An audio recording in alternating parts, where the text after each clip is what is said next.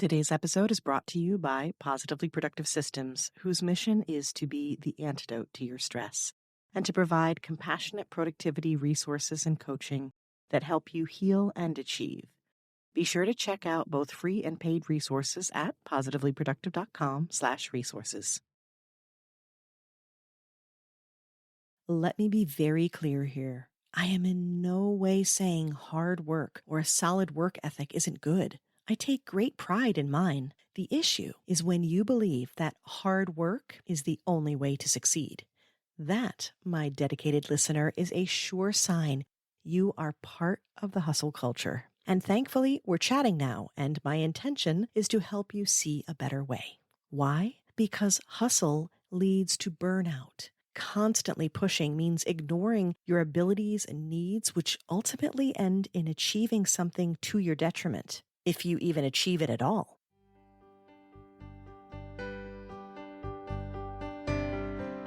You're listening to the Positively Living Podcast. I'm your host, Lisa Zawrotny, founder of Positively Productive Systems and a coach certified in time and stress management, helping clients make space for what matters most in their lives. Join me each episode and we'll talk about decluttering, stress management, habits, personalized productivity, gratitude, and so much more. I understand the overwhelm of life because I'm a wife, mom to kids and cats, and a former caregiver. I'm here to help you choose what's right for you so you can do less, live more, and breathe easier. Sound good? Let's get to it. Were you taught when you were young that hard work is rewarded, and that the early bird gets the worm, and that you have to hustle and grind to make your dreams happen? Yeah, me too. But guess what? I don't buy it anymore, and I would highly recommend you don't either. Come join me on my soapbox, would you? Be sure to grab a beverage. This one will be short, but it's going to be on fire, so you'll want to get something thirst-quenching.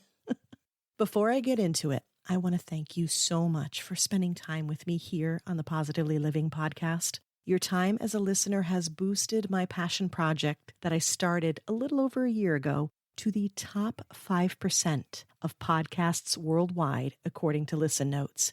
And I am so very grateful. If you've been a longtime listener, it's good to have you back.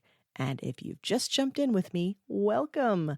I'm so excited you are here. And if we haven't met yet, hi, I'm your host, Lisa Zawrotny, founder of Positively Productive Systems and a productivity coach certified in time and stress management. I work with multi-passionate, creative entrepreneurs struggling to balance business and family and show them how to boost productivity and avoid burnout while making it feel simple and sustainable. The key to how I help is clarifying what I mean when I talk about productivity. I'm out to redefine it. What does it mean to be productive? Productivity or being productive is defined officially as the power of producing, being creative, abundant, causing or bringing about of something. Productivity has traditionally meant creating more. In the Industrial Revolution, the goal was to find ways to create more things in the same amount of time. Makes sense, right? But now we're in an information age where we're trying to apply the same tactic and we thought it was working, but there are cracks in the foundation and I'm over here wielding a sledgehammer. We are keeping this tradition alive and focusing on doing more without considering what that means. And that is hustle culture. If you haven't heard the phrase hustle culture, it's a lifestyle that teaches people that overworking is the only way to earn respect, whether from yourself or others. And hustle culture suggests that if you're not putting every possible minute of the day into something productive, that you won't be successful and you aren't of value. Like diet culture, you might not even realize it's there in your language and expectations. I started this episode asking about your perspective on hard work, right? That's the language of hustle culture. Some other examples. When someone asks how you are, have you ever replied, "I'm so busy"? And you both acknowledge each other knowingly and with respect? Hustle culture. When you finally collapsed in a heap after working so hard and napped unexpectedly, have you woken up, felt guilty, and proclaimed to yourself or to others, "I got nothing productive done today"? Yep, it's there too. Do you describe yourself as always going and feel a certain sense of pride about that? That's hustle culture too, and I refer to that as the busy badge of honor. Let me be very clear here. I am in no way saying hard work or a solid work ethic isn't good. I take great pride in mine. The issue is when you believe that hard work is the only way to succeed. That, my dedicated listener, is a sure sign you are part of the hustle culture. And thankfully, we're chatting now, and my intention is to help you see a better way.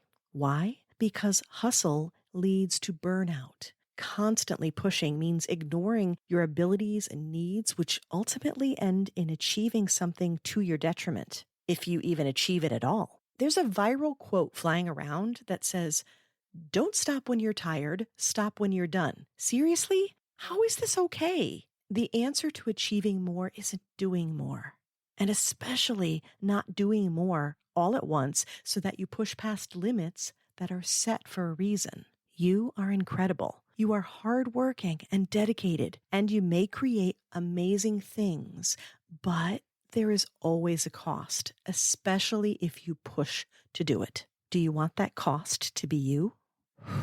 Okay, let me pause to take a deep breath and check in here. You okay? Your drink still okay? Are you still comfortable up on my soapbox? Whew. All right, wonderful. Let's keep going. In addition to being dangerous to you, the other potentially disillusioning aspect to hustle culture is that you're likely going to make more mistakes.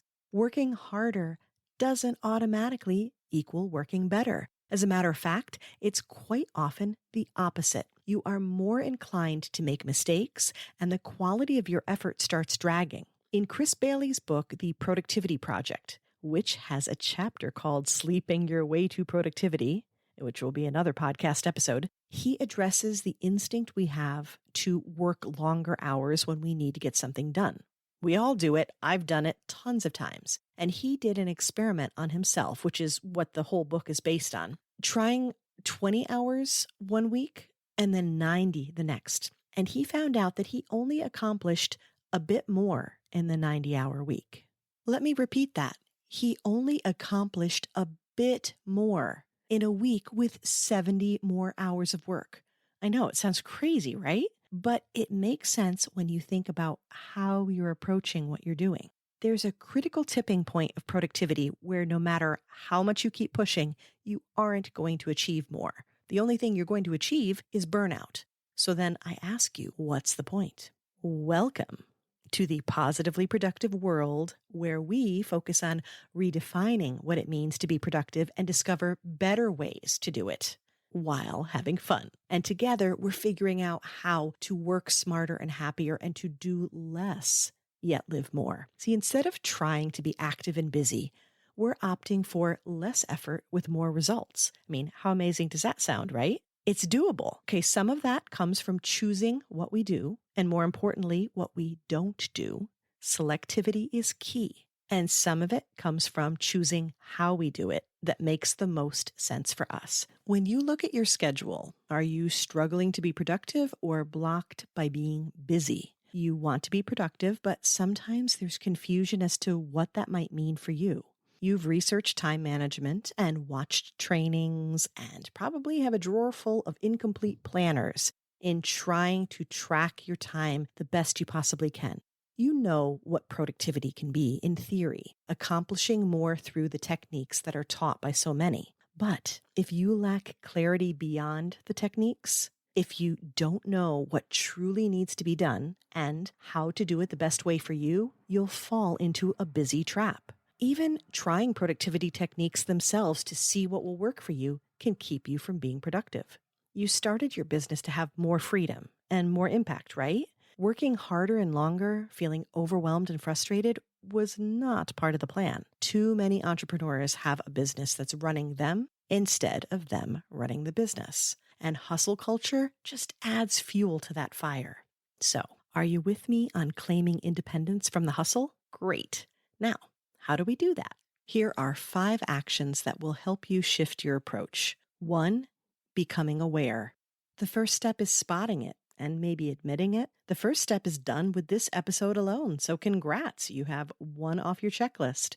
You can now spot hustle culture, and that is the key to changing it. 2, identify needs and goals. Determine what you want to achieve, not only in what you want to get done, but in how you want your life to look. This is where ideal days and values and family goals and things like that come into play. You need something to shoot for and something to carry you through as you forge ahead a bit differently from the norm. 3, establish boundaries. It's time to prioritize you and what you need. Create boundaries around the goals you set and be specific about what this means. Work stops at a certain time, bedtime is a certain time, Saturdays are for family, etc., things like that. I understand that this might not always be possible, but you want that to be the exception instead of the rule. So you have to set the rules first.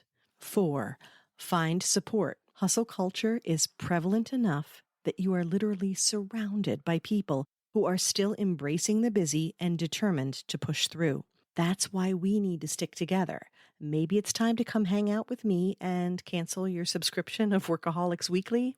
Okay, I'm joking a bit, but for any change that you want to make in your life, it's incredibly important to have the proper community and support. Maybe you've heard the saying that you are, a combination of the 5 people you spend the most time with. Community support, influence, all make a huge difference. So if you want to make this change, surrounding yourself with others who will promote this narrative of being able to work smarter and happier and less and still find success, that is critical for your success. And 5 is share what you're doing. We need to keep the momentum going in the quest to work smarter and happier, and a great way to do that while making your own progress is sharing with others. You may know people in your life who have accepted that hustle culture is just a given. It's what they have to live with, and they're trying to play along, but they're burnt out. If you share what you're doing, it might give them the courage to change. And when you speak up about your choices, it gives you more confidence in what you're doing and strengthens your why for doing it. So, does that feel doable, or is it still a bit much? Keep your steps small to start. The first is deciding to change. The second is finding one thing that would help you step back from the overworking ledge and protect that. Sometimes it's as simple as prioritizing rest. Notice I said simple, not easy, but I promise you it's worth it. If you could use some support, I encourage you to connect with me. I'm at positively_Lisa on Instagram and Twitter, and you can message or email me by going to the website, positivelyproductive.com, or checking the show notes. If you'd like additional help taking these steps and deciding which steps might make sense for you, we can do that in just 30 minutes with a productivity boost session. Go to positivelyproductive.com/offer and use the promo code podcast, and you can get the benefit of coaching for $97. Here's wishing you freedom from the grind and, more importantly, freedom from the idea that you have to be constantly working in order to find success. May we all embrace the idea that working smarter and happier with elements of rest and reflection are the most productive ways to make a difference in this world.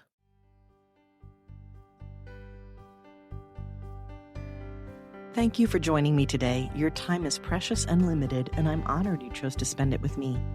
If you have feedback, questions, or want to schedule a chat, head to positivelyproductive.com/connect. And if you are looking for any of the resources referenced on the podcast, from books to products to training and more, go to positivelyproductive.com/resources.